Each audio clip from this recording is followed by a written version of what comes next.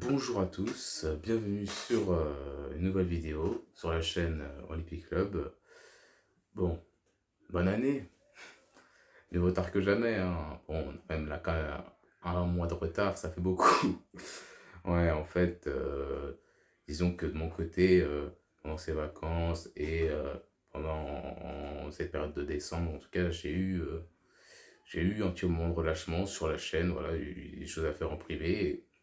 Et disons que c'est pour ça qu'il n'y a eu aucun en tout cas projet, aucune vidéo qui est sortie sur la chaîne.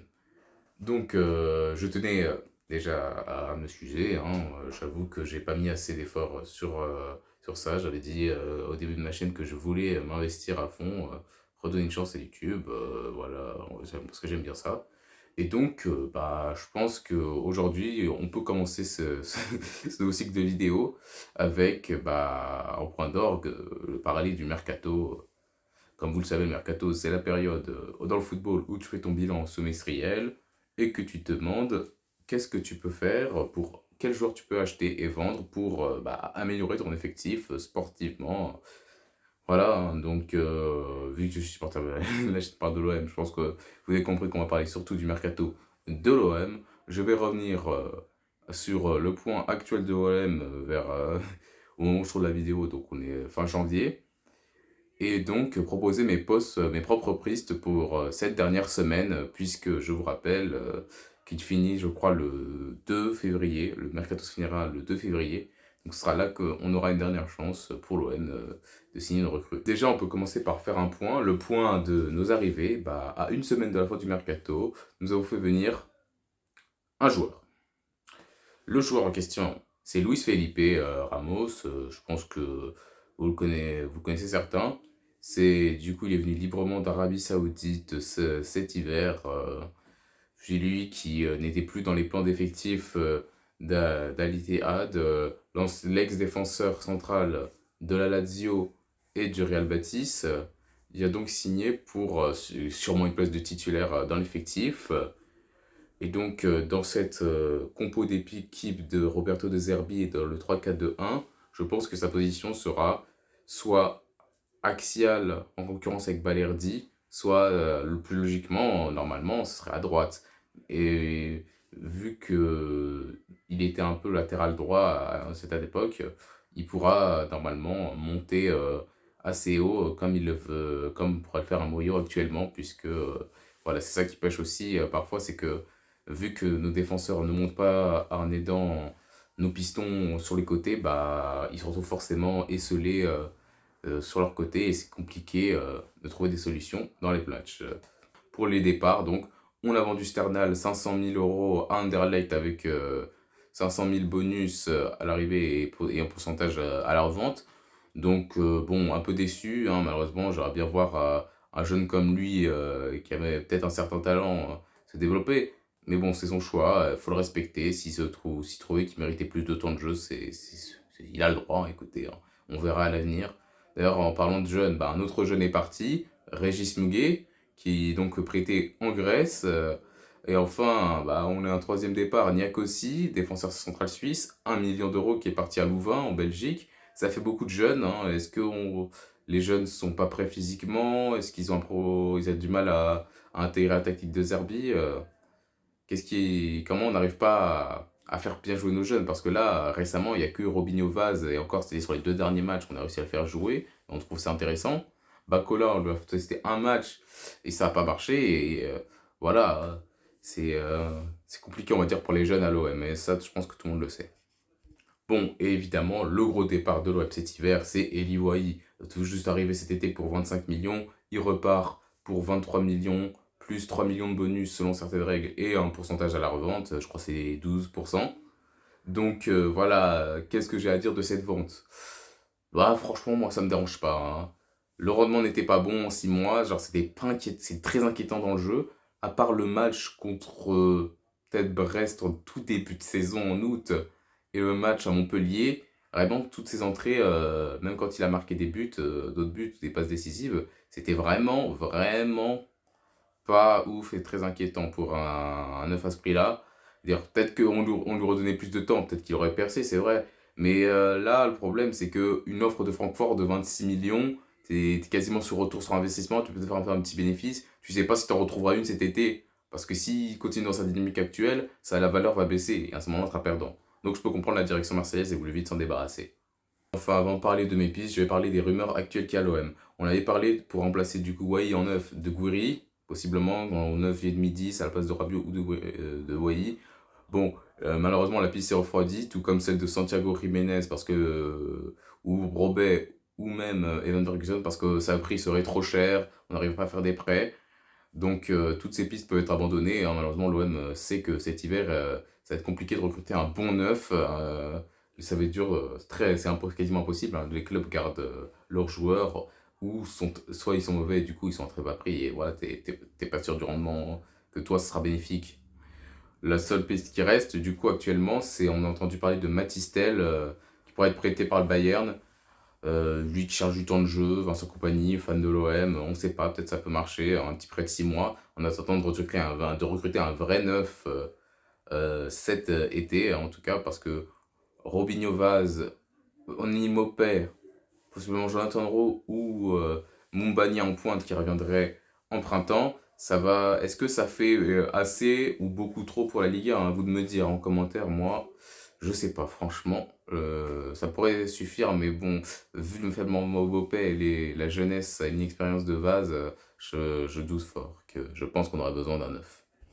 Les autres rumeurs concernent d'autres postes comme par exemple défenseur central.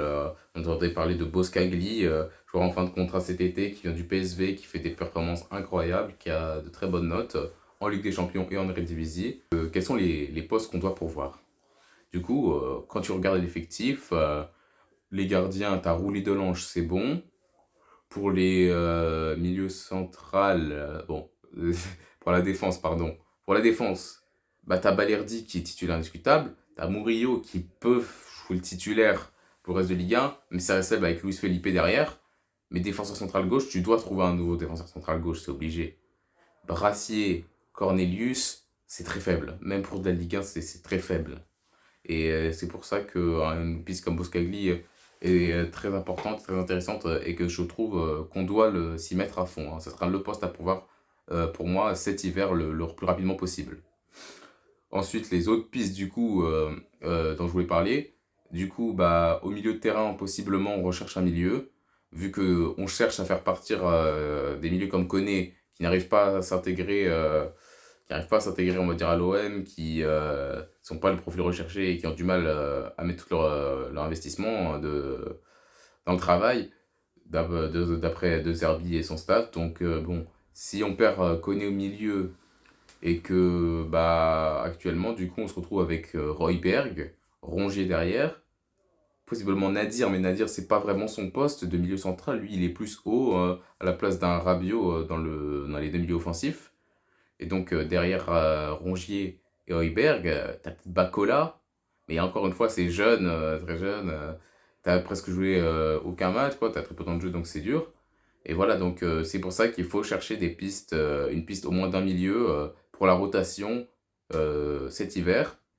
Dans les pistons, bah, piston droit, Enrique, ça bougera pas. Jonathan Rowe, ça bougera pas. Les deux peuvent avoir bon, il y a une certaine concurrence, mais si Enrique est largement, je pense, devant, ces derniers matchs de Enrique sont assez discutables. C'est pour ça que peut-être que Jonathan Rowe pourrait repiquer une place de titulaire à voir, même si les rentrées de ces derniers temps de Rowe sont beaucoup moins percutantes qu'en début de saison. Piston gauche, du coup, c'est là qu'on chercherait peut-être plus parce que un Merlin et un Garcia, c'est très faible. C'est très faible pour cette deuxième partie de saison. Je veux dire, Garcia, on sait tous, il met de l'envie, on l'aime bien, mais il est vraiment, vraiment très faible. Alors, quand tu le vois courir à gauche, tu sais, quand il s'apprête à centrer, genre, il fait le même centre, tout le temps le même, et tu sais, donc c'est facilement quittable. Sinon, s'il ne fait pas ça, offensivement, il n'a rien d'autre à part ce centre, désolé de le dire, hein. Ses placements offensifs sont assez discutables. Et on parle même pas de la défense où il a beau rester derrière, il peut facilement se faire dribbler et éliminer par un adversaire.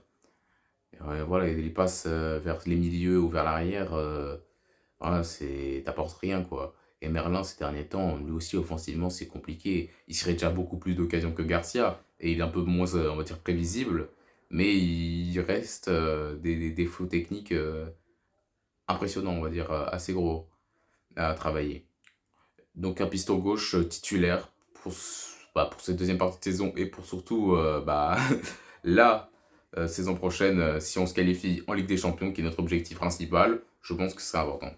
Enfin, si on doit parler de la dernière piste, c'est probablement le 9. Parce que voilà, on n'a pas de remplaçant Greenwood, mais on a Rabiot, on a Nadir qui peut aller à les deux postes, on a possiblement Jonathan Rowe qui peut faire aussi les deux, voilà. Donc on va dire que sur ce côté-là, ça va aller. Donc il reste vraiment un 9 parce que Neil Maupay, Vaz et pour Moubanier qui revient qu'en mars ou avril, c'est short, c'est short. Et donc, parlons-en de ces pistes dans lesquelles j'ai travaillé. Donc mes deux pistes pour le poste de numéro 9 sont assez simples, je vais vous dire les noms. Nick Woltemade et Sébastien Esposito. Le premier est un deuxième attaquant à Stuttgart et l'autre à Empoli.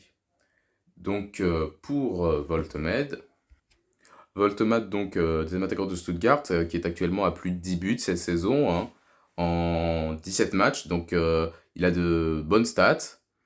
Ensuite, il a un grand atout à son arc, c'est sa taille. Il fait presque 2 mètres, le mec. Un atout dans les airs, ça ferait pas de mal parce qu'avec Maupay, Wai, voilà, on a bien vu que les duels aériens, c'était compliqué de les gagner en Ligue 1. Ses autres qualités à Voltemet, c'est aussi dans la surface, sa qualité de passe. Il a une vision qui lui permet d'avoir un gros level d'expected assist, comme vous pouvez le voir dans les statistiques ici. Ce joueur coche de très bonnes cases qui peut marcher avec le système de Zerbi. Pour moi, même malgré son jeune âge et son faible salaire, qui du coup est un bon point pour l'OM, il a peut-être un manque d'expérience, mais je trouve que c'est une bonne piste à creuser pour cet hiver. Se faire prêter 6 mois par Stuttgart, on peut voir, on peut essayer. Hein. Le deuxième, bon, malheureusement cet hiver c'est pas possible, mais on peut voir cet été, parce que Esposito, attaquant d'Empoli, pour moi c'est un Voltema dans mieux. Vraiment, en plus, je crois qu'il est gaucher. Dans mes notes, je n'ai pas noté malheureusement les pieds. Mais voilà, le mec presse et revient en défense très souvent. En Italie, c'est la tactique. Donc, il peut très bien assimiler la tactique et donc améliorer son point. Il a une très bonne qualité de frappe devant le but. C'est un bon finisseur. Il a déjà aussi de bonnes stats cette saison. Donc lui aussi, je le verrais bien. Le seul problème, c'est qu'il est prêté par l'Inter à Empoli. C'est-à-dire que cet été, il revient à l'Inter. Donc même s'il a une faible valeur marchande et un faible salaire, et tu peux pas le prendre comme ça en prêt. Je veux dire, on peut essayer. Hein. Je veux dire, là, Paul Lopez, qui était en prêt chez nous, il est quand même parti au Mexique, là. Et même chose pour Brassier qu'on essaie de vendre, etc. Bref. Donc la deuxième piste, du coup, qu'on doit voir, pardon, c'est celle du défenseur central gauche. Boscagli, qui est pas la priorité qu'on a entendu c'est le plus de rumeurs sur cet hiver, pour moi c'est la bonne solution. C'est le vraiment joueur le meilleur qu'on puisse trouver à bon prix et à bon rendement. Ces statistiques, je vous les montre, c'est simple, regardez, il est impressionnant. Hein. Il est au-dessus des autres pistes que je vais vous présenter juste après. Mais voilà, Boscagli, c'est un mec qui joue à Ligue des Champions, un mec qui joue dans un bon championnat, qui est très bon offensivement et défensivement, alors que c'est un défenseur. Donc dans un système de Serbie, on aurait bien besoin de la montée de défenseurs pour apporter du surnombre. Ça sera parfait, hein, c'est la prise parfaite. Mais bon, dans un monde où ça ne se fait pas parce que, vous savez, hein, c'est le marché du football, hein, tout peut se passer, j'ai quand même proposé mes trois pistes donc pour défense centrale gauche sont Marc Friedel, Calvin Basset et De Vrij. Alors pour les deux premiers, ils sont gauchers déjà, donc ils peuvent jouer défenseur central gauche, ils peuvent jouer aussi un peu arrière gauche, donc les deux l'ont déjà fait. Friedel il est peut-être un peu plus central, mais voilà, les deux sont à un bon prix. L'un est il me semble, Basset c'est 16 millions et Friedel il est à 10 millions, donc très bon prix, faible salaire encore une fois, donc enfin faible salaire, c'est vrai que Basset en gros il a un salaire de 3 millions presque, donc oui, c'est pas si faible que ça. Mais voilà, les deux joueurs ont de très bonnes stats, de chacun à leur avantage. Je veux dire, les qualités de Basset sont évidemment déjà, comme vous le savez, c'est sa force athlétique hein, pour la Ligue 1. Hein. Déjà qu'il joue en Première Ligue, donc pour la Ligue 1 et en Afrique. Il joue en Première Ligue au Nigeria en Afrique, donc franchement, ses qualités athlétiques ne sont pas à douter. Hein. Il pourra résister aux défenseurs de Ligue 1. Hein. Il a des bonnes stats de passe, comme vous avez pu le voir dans le graphique. Et en plus, bah, il sait très bien porter le ballon vers l'avant. Donc il sait monter. Donc ça ferait forcément marcher pour moi avec le système de Zerbi. Ensuite, Friedel, il est plus bas. Il est beaucoup plus défensif que Basset et que même, je pense, que le système que demande De Zerbi. Mais franchement, en Bundesliga, déjà qu'on joue assez haut pour les défenses, comme vous le savez, je trouve qu'il pourra faire un très bon taf et qu'il saura quoi faire. Enfin, pour De Vrij, bah, son expérience, à ne pas douter, sa fin de contrat cet été, son faible valeur marchande, voilà, hein, parce que bon, salaire, je crois qu'il a un salaire de 7 millions, Rabiot c'est 6 millions 8, donc voilà, on s'approche au plus gros salaire du club. Bah, Autorich, avec son expérience, même si c'est un droitier qui joue plus, même si c'est un droitier, il a joué des deux côtés, donc franchement, je vois bien jouer à gauche et tenir le terrain. Et au pire, on a qu'à mettre Luis Felipe à gauche et De Vrij à droite. Et à ce moment-là, on a un très bon défense. Après, c'est vrai que franchement, De Vrij, je pense qu'il sera avec un peu plus en bas, avec un Balerdi, et il sera beaucoup moins haut qu'un, par exemple, Luis Felipe ou un Murillo. Donc c'est pour ça que c'est une piste à voir. Bon, les deux derniers postes du coup à pourvoir, le piston gauche. Pour le poste de piston gauche, on est en train de rechercher Zaleski. On en a entendu parler pas mal cet hiver, parce que la Roma faisait ralentir le tout parce qu'ils voulaient un remplaçant. Ils ont eu leur remplaçant il y a plusieurs jours déjà, mais on n'a toujours pas eu de nouvelles sur Zaleski, s'il allait signer à l'OM ou pas. Donc franchement, je comprends pas. C'est pourtant une très bonne piste hein, en tant que piston, franchement. Encore une fois, très bonne offre de marché. Faut pas hésiter, ce sera toujours mieux que Merlin, je pense. Donc allez-y l'OM. Mais bon, si vous n'y arrivez pas, voici mes deux propositions. Estupinan et Renildo. L'un joue à Brighton, l'autre à Atletico. Je pense que vous connaissez de nom. Ils ont tous les deux acquis une certaine expérience au grand niveau de jeu européen. Ils ont joué la Ligue des Champions, la Ligue Europa. Ils ont joué la Coupe du Monde. Enfin non, l'un la Coupe d'Afrique et l'autre la Coupe du Monde. Mais les deux savent en tout cas ce que c'est que de gérer une certaine pression. Renildo même, il a un plus parce que lui il sera en fin de contrat. Donc on pourrait l'avoir à un prix réduit et pourquoi pas déjà un salaire qui est pas qui va franchement pour l'Atlético Madrid même lui je trouve qu'il a un petit salaire hein. Donc voilà. En plus Renildo peut jouer piston et défenseur gauche donc on pourrait avoir les deux hein. Franchement moi je dis ça peut le faire hein. Franchement si tu l'as lui tu peux faire un 2 en un quand tu veux hein. Voilà, c'est-à-dire tu mets Renildo à piston gauche et quand il faut remplacer un défenseur, voilà, tu le descends et tu mets rentrer un autre, voilà, comme Quentin Merlin, etc. Enfin, la dernière piste du coup du milieu, je vais faire assez simple, on a entendu parler de Pogba, ce sera la plus grosse rumeur de ce mercato, un Pogba qui cherche une place de titulaire, qui retrouverait du temps de jeu pour essayer de jouer la Coupe du Monde avec la France. Écoutez, avec le peu de milieu qu'on a pour l'instant, pourquoi pas? Tu prends un Pogba qui prend la place d'un Rongier. Tu prends un Belayan qui est aussi pisté par Chelsea, mais surtout on a entendu des offres de l'OM. Donc on pourrait avoir Pogba, Belayan. On aurait Pogba, Højbjerg et Rongier, Belayan en remplaçant si on reste sur ce 3-4-2-1 parce que c'est possible que De Zerbi change la compo encore une fois, on verra. Et donc à ce moment-là, on aurait un très bon milieu, hein, je trouve. Hein, ça peut suffire ces deux pistes. Hein. Mais bon, on va dire que si on a un blessé, ça serait bien quand même d'avoir des remplaçants. Parce que, c'est encore une fois, c'est très juste on Hubert Roger pour cette demi-saison. Ça va être chaud. Bon, voilà, c'est la fin de la vidéo. Hein. Merci de l'avoir regardé. Hein. Écoutez, hein, ça n'a pas été facile, hein, de toute façon. Bah, je trouve que ces derniers jours seront intenses hein, de Mercato. Hein. On va les suivre ensemble, je pense. Hein. On pourra faire un petit bilan aussi de la moitié de la première partie de saison, dire ce que j'ai pensé des matchs, du contenu de l'OM. Hein. Et donc n'hésitez pas à vous abonner pour ne pas rater ce genre de contenu. Likez-les et si vous avez apprécié. Et ben moi je vous dis à la prochaine sur Only Club. Au revoir.